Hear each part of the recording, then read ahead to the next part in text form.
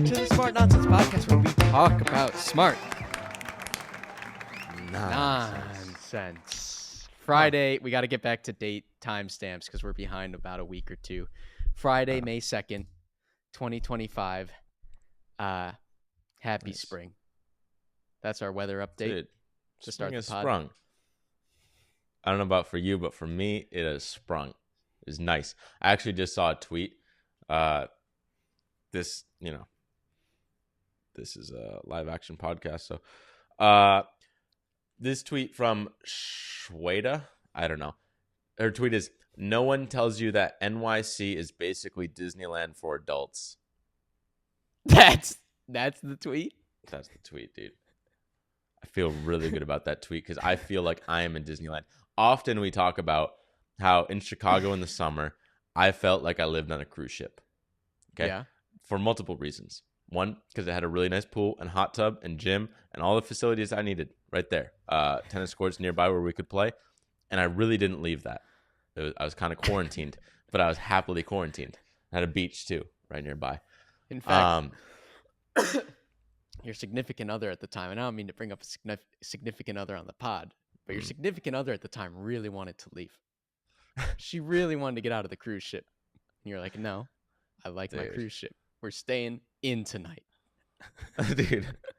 Well, the problem was like, I'm just fucking happy as a tomcat, and she wants to live a life outside of the cruise ship, but doesn't necessarily voice that until like months into it. It's like, hey, we haven't ever been outside the cruise ship, and I didn't really piece it together until she said it.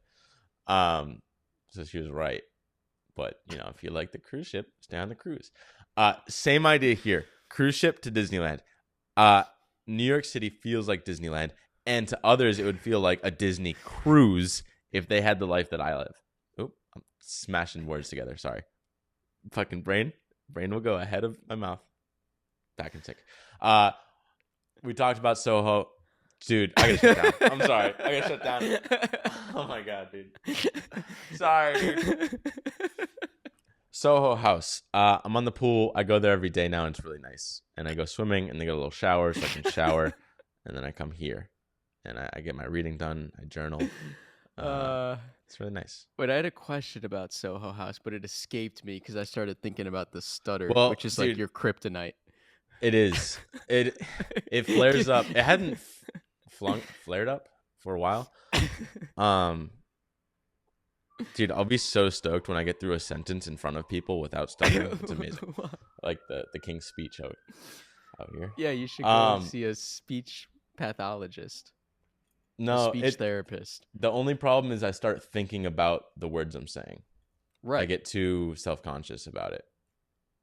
Right. And then so you need cognitive behavioral therapy. We got to put you in more situations where, like the King's Speech, exactly. You need a big speech to prep for, and then we'll have everyone go and sit for your big speech. You'll be sweating bullets. Yeah, we had a big. We've been doing a lot of hockey activities lately, and we had a hockey team dinner, and there were like 20 of us, and then they're like speech. Because are you the captain or what? Yeah, not a big deal. So I had to give a speech, and I don't know, I was only like 30 seconds, but I felt some upspeak, and I really didn't like it. But it was, words are already out my mouth. I didn't stutter. I don't think I've stuttered in the last couple, so that's been good. But the podcast is a different story. What I wanted to say though, before I was Soho House stuttering, was I go to the pool and I sit in this one spot every time. It's not a big area, maybe like 100 people in this rooftop.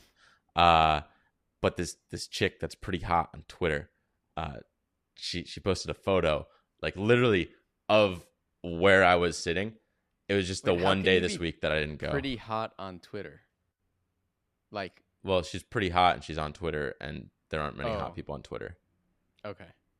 Because I was just thinking like you get one profile picture on Twitter. No, people post like selfies, and I don't know. Oh. People post photos.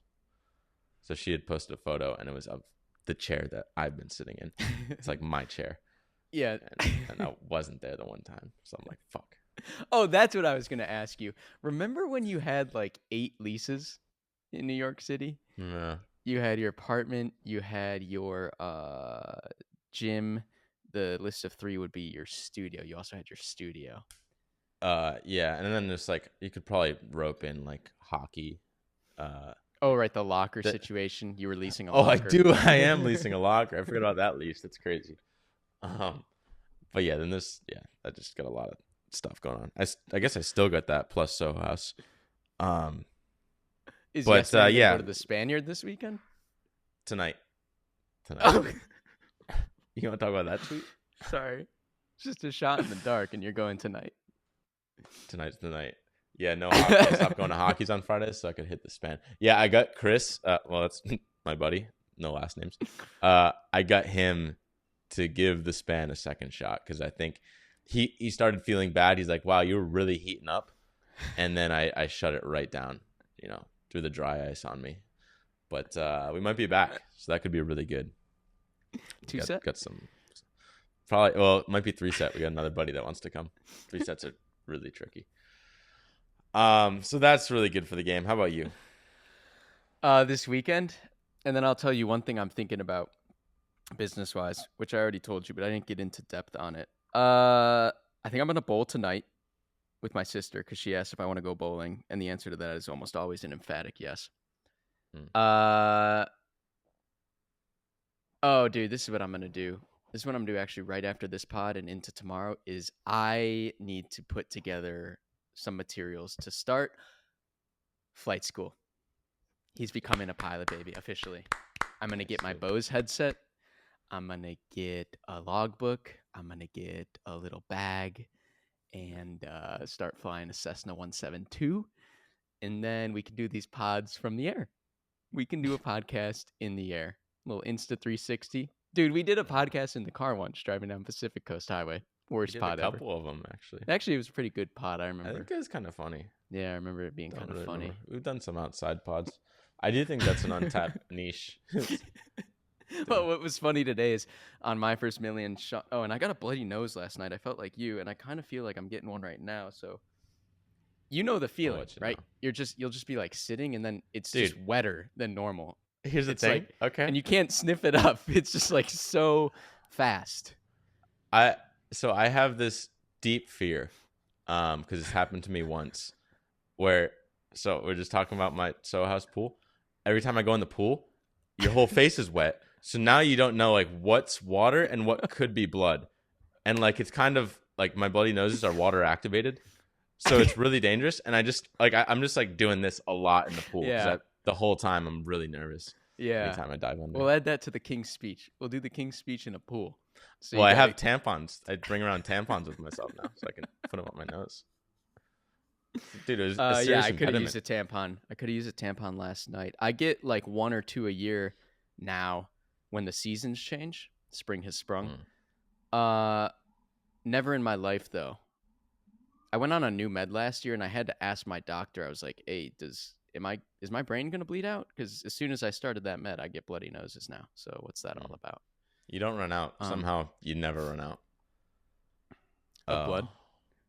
Of blood. Yeah. It's like a freakish amount of blood, but it's probably not that much. Oh, dude, I was getting lunch today, and then I'm gonna come back to the Cessna and Sean and my first million. But I was getting lunch today, and this old guy, I go to this Paris baguette, and this old guy was coming out with a cane, and he didn't see the step, and he stumbled and smacked his head on the ground. Oh. Yeah, he's bleeding everywhere, and me and this. Luckily, so I ran over. Someone from inside brought a chair. We helped him up on the chair, and luckily, this girl who was in nursing school ran over, and she was on it. She was getting all in there. She wasn't worried about the blood. She's like, "I'll wash my hands later." We were dressing the wound and such, and yeah, that was not good. She was probably stoked for that. Like that's she crushed her time to shine. Yeah, she crushed it. She's asking him, "Do you know your name? Do you know what the date is? How old are you? Who's the president?" Crushed it, dude. I was like, I didn't know what to do, but I helped him. Do you want to go dark for a second? Dark? Oh, hold on. Let me tie a bow on the Cessna 172 because we're gonna do a pod from the air someday. it was just funny because today Sean did a My First Million podcast with Jess Ma, who owns and flies a private jet, and they were just sitting in the jet doing the pod, Right. just sitting in it on the tarmac. They weren't flying anywhere. I guess she probably flew to Sean, and then he came on the tarmac, got in the plane, sat for a podcast. But we'll be flying it. You'll be my first officer. Oh, dude. Do you like Nathan Fielder much? I haven't watched him in a while. New season of The I like him. Rehearsal, where he like sets up these crazy No, I think you should watch it. The premise of this one is most airplane accidents happen because the first officer is too scared to speak up to the captain. And the captain, vice versa, puts down the first officer. There's also some gender things there. One, it's fascinating. I think it's the best show of all time. Two, you're gonna be my little first officer, bitch. I thought that. How did that have to do with Nathan Fielder? No. Okay, so we were gonna record a podcast in the plane.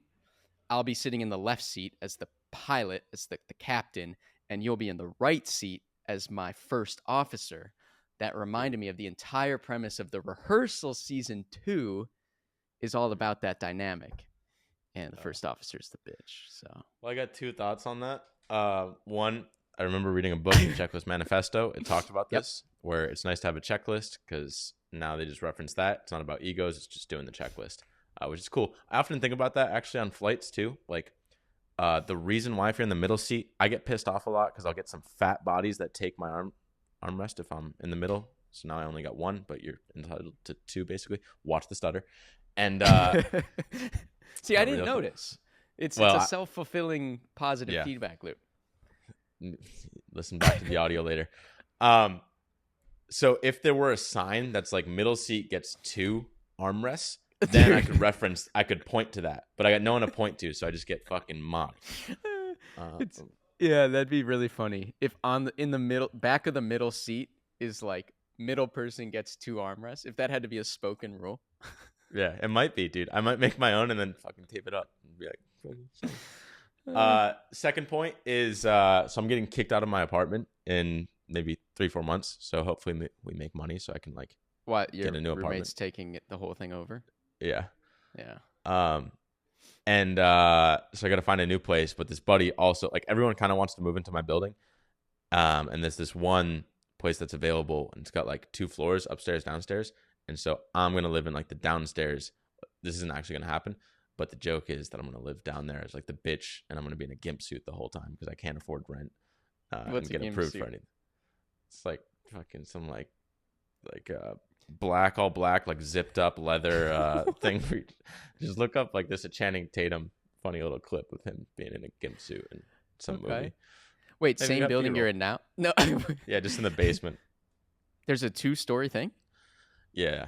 That's cool. Like, yeah. Yeah, lock you up down there. But I don't know. I don't know what's going to happen. But made me think, if you making me a bitch, I'm already a bitch because I can't afford to live anywhere. Or at least I won't get approved. Let me think if did you want to talk dark or talk business?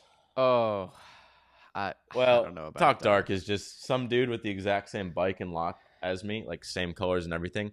He died like a couple blocks away from where I am currently. Ran into a car door, flew off the bike, got rolled over by a semi truck.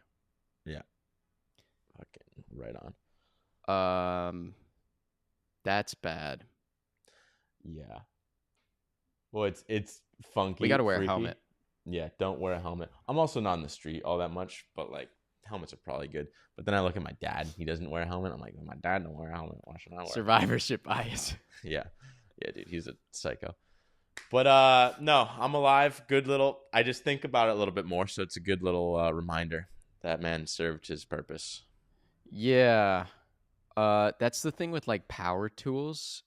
So they're dangerous, right? Like a table saw, very dangerous. Right. Like one of the most dangerous probably things you could do on a daily basis in terms of like getting a hand cut off.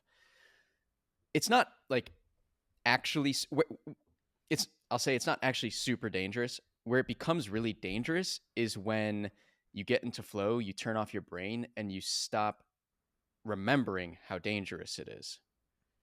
Yeah. If you're conscious of the danger, you shouldn't, knock on wood, like make any silly mistakes, right? So if you're riding down the street and you're predicting and like at any point a car door can open and you can go into it, that's better than like the flow state of, oh, I don't know, just riding your bike 30 miles an hour down the street, I guess. Same thing with a table saw. You can't ever, and it'll be the same thing with flying a plane. The moment you like stop being diligent is the moment you get into trouble. Nice, dude. Good lesson. Yeah. I mean, yeah, the thing is, I'm gonna get killed. Don't even need to knock on wood because it's not gonna happen. But the one time I did get in an accident was when a guy was just driving behind. I was going pretty quick, so I think a big problem is speed, because when you have speed, the brakes can only like stop so short. But he pulled an illegal U-turn in the middle of the road, and I just fucking slammed in the side of his door and popped my tire. And luckily, nothing happened. But like fucking, I didn't know that was in the realm of possibilities. So it's gonna be someone else. I get scared in intersections. I think when I took my motorcycle course, at least, they're like, hey, intersections, that's where you can get fucking clocked. Like some dude, when it just turns green and they're trying to like make it, that's where I think there's a real danger. So I think it's the same with bikes, same with motorcycle. The biggest danger with motorcycles is people don't see you. Yeah. That's the number one thing. The second number one thing, aka the number two thing, is half of all motorcycle accidents involve one drink and alcohol. So it's already like way more dangerous, but half of all accidents pretty much alcohol. Half of all crimes and injuries and stuff comes from alcohol. Is alcohol? Huh. Yeah. Hey, whoever made it this far, we're giving you the blueprint on how to copy our company. I was talking about this with you earlier. I'm like, should we release all these? Because we're kind of talking about the nittiest of the nitty gritty. But hey, dude, it is what it is. If you like what you hear, can either compete with us and join us, or just hang out. But I'll give you a non super gritty thing that I was thinking about today. Let me just pull out the thread to make sure I get it right. But basically, right, we've been building this prototype for 3 weeks now, probably coming up on our 4th. And oh yeah, this ties into like content and everything, but hang on. I've been really trying to channel lately, and I think it came from Basecamp, because we haven't been in 0 to 1 build for a while, but trying to channel this idea that it's like make the thing exist first and make it good later. Let's make the thing exist, make it good later. So Christian's working on a lot of smart nonsense stuff now, like things I've just been pussyfooting around for the better part of a year. And I'm like, Krishna, like, I'm not going to be your bottleneck. Make the thing exist. We can always tweak it moving forward. I don't know why. I guess you forget that. We forget that because you just once stuff starts working, I think you can get more precious about it. But so yeah, we're like 3 weeks in, and dude, we haven't stepped foot in Figma once. We haven't done any UI. Like some of those things that in the past, right? You start with those things. Don't got it. It literally doesn't matter. I mean, I have one buddy who's like trying to convince me. He's also building an app, and he's like, dude, you gotta be in Figma. Like once you're there, it's amazing. He even got like a Figma designer to work with him in person. He's like, dude, in person Figma, like designing together is amazing. Nikita Beer, who's launched a ton of viral apps that are very similar to ours. He's like, hey, your core team of like 5 people, one of them should be a designer, but it's like one of those technical designers so they can actually code, which is also kind of what Basecamp has and stuff. So I think it's like a good role. I'm not saying don't have one. Like you need one to go to market to make it look good, but like don't start there. Right. Which, I mean, I think like you're probably the most extreme of people on that spectrum. Like I'm definitely not there. But it is totally like, I don't know. Remember when you went and looked at like V1 of Snapchat? You're like, oh, wow. Like this was really hacked together. Nicky. But it worked.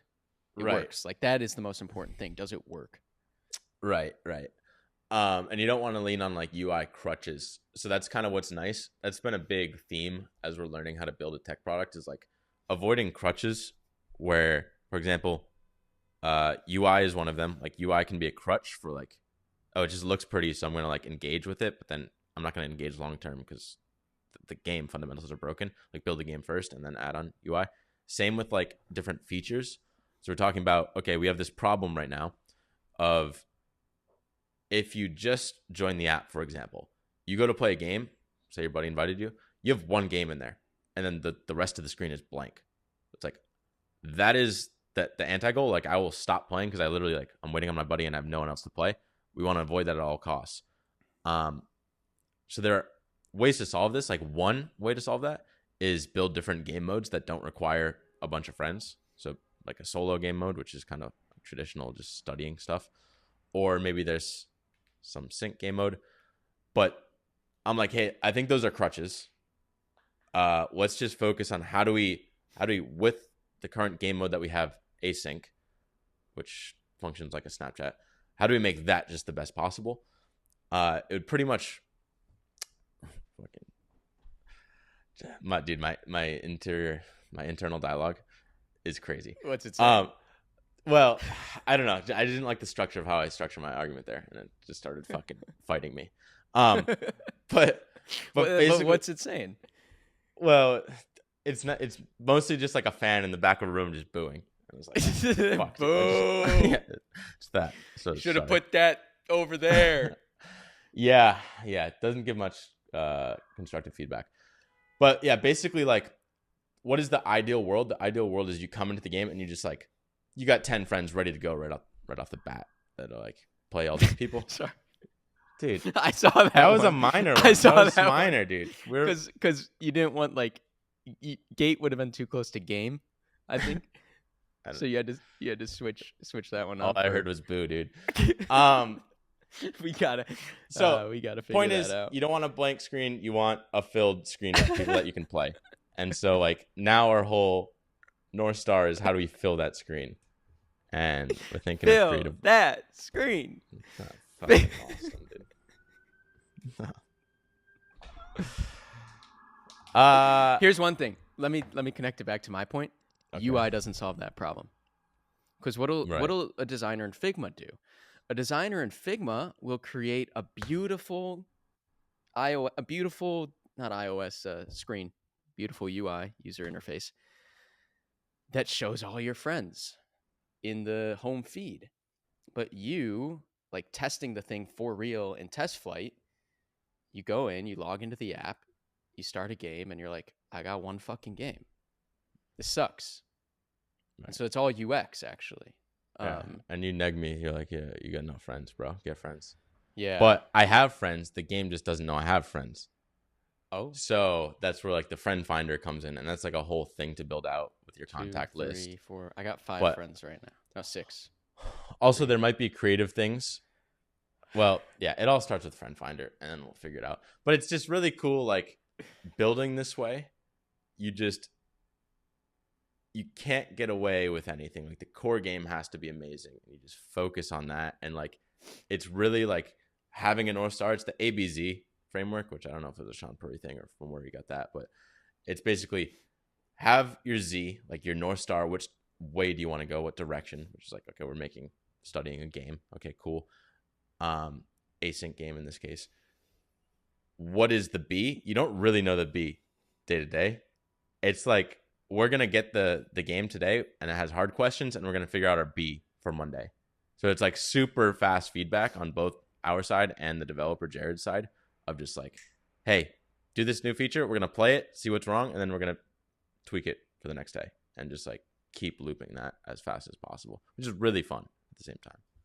Also, just to mark a moment in time, like this was actually a big kind of UX change overnight, but like nothing about this involves UI. And this is a completely playable game. I mean, it's like it's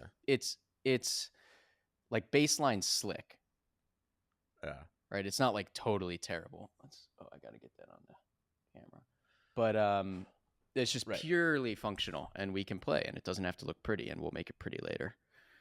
The things that are important are like today, granted, he did end up finding it, but like today, someone was doing a hard problem, and he's like, "Hey, I'd really love a pen and paper to do this." And then right after texting that, he realized there is like a pen button to do exactly that. But that basically means the UX/UI, I guess, like the design isn't good because it should just be so intuitive. You never had to text us in the first place that you couldn't find a feature.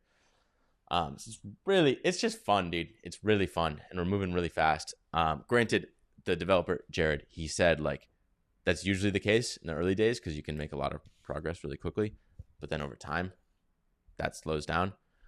But I also feel like you can always kind of chip away at things. But I guess like you can always be like adding little cool tweaks. But maybe when it's more back end, then it's less the case. Oh, were you gonna guard a loo right there? Hold on, dude. Don't fucking do that. Hold on, dude. I had some thoughts. And that's the case. What kind of goo you got? Oh, you want to go? Well, personal life, probably. No, well, I didn't want goo. This was cool. So yesterday, dude, I just Mo. So yesterday we did the SAT, and I didn't look at the right answers, like the solutions to all the problems. After fucking dude. No, come on, I'm a captive audience. What happened? It was just felt really good with the game because I saw the problems I got wrong. I saw how to do them. Like I didn't know what the discriminant was and how I could like figure out the amount of real solutions for a certain problem based on the discriminant. And then I wanted to know what the discriminant b squared minus 4ac. If that's greater than 0, there's 2. If it's equal, there's 1. If it's less than, there's 0 real solutions. Oh, we're learning. Now I know that. Don't know what the fuck a discriminant means. So I kind of wanted to do some research on that. I don't know if our game's going to solve that, but at least I could drill more discriminant problems. Like ideally, now I realized, okay, I got that problem wrong. I kind of had the feeling where I wanted to do like 5 of them right then to really lock down the pattern. But yeah, dude, we're on track. That's the point. We're on track, and it's feeling really good. Garden! Fuck, dude. Stupid. Happy you got that one in.